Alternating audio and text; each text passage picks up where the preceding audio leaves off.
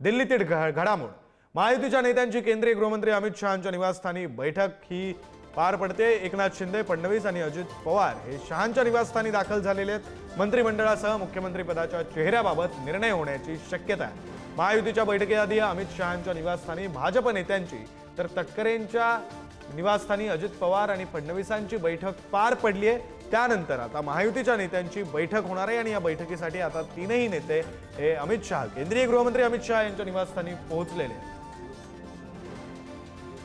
बातम्या आपण पाहतोय दिल्लीमधून। दिल्लीत राज्यातील सत्ता स्थापनेच्या अनुषंगाने घडामोडींना वेग आलेला आहे। केंद्रीय गृहमंत्री अमित शहा, भाजपचं केंद्रीय नेतृत्व असलेले अमित शहा, एनडीएचं केंद्रीय नेतृत्व असलेले अमित शहा यांच्या निवासस्थानी महायुतीच्या तीनही नेत्यांची आज बैठक पार पडणार आहे। अर्थात एकनाथ शिंदे, देवेंद्र फडणवीस आणि अजित पवार हे तीनही नेते हे आता केंद्रीय गृहमंत्री अमित शहा यांच्या निवासस्थानी पोहोचलेले आहेत अशी माहिती मिळते आणि थोड्याच वेळात त्या बैठकीला सुरुवात होणार आहे। प्रतिनिधी शिवाजी काळे आपल्या सोबत आहेत, आपण त्यांच्याकडून अधिकचा तपशील घेऊया। शिवाजी, खरं तर आता बैठकीला सुरुवात होईल, अगदी म्हणजे कदाचित सुरुवात झाली सुद्धा असेल या बैठकीला, जोपर्यंत आपण बातमी दाखवतोय।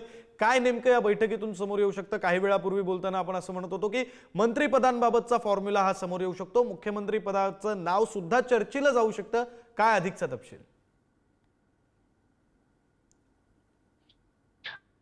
आजची बैठक ही सगळ्यात महत्त्वाची याच्यासाठी आहे की महाराष्ट्राचा गाडा चालवणारी टीम जी आहे ती आज राजधानी दिल्लीमध्ये केंद्रीय गृहमंत्री अमित शहा यांच्या घरी ठरवली जाणार आहे।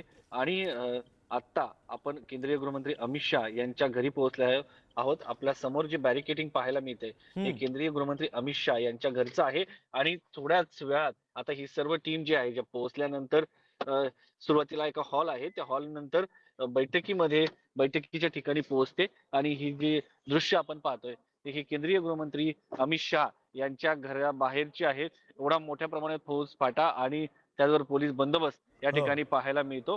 आणि आता ही टीम जी आहे ती पोहोचलेली आहे। देशभरातील माध्यम देखील या ठिकाणी पोहोचलेले पाहायला मिळते, कारण महाराष्ट्र हे अत्यंत महत्वाचं राज्य आहे।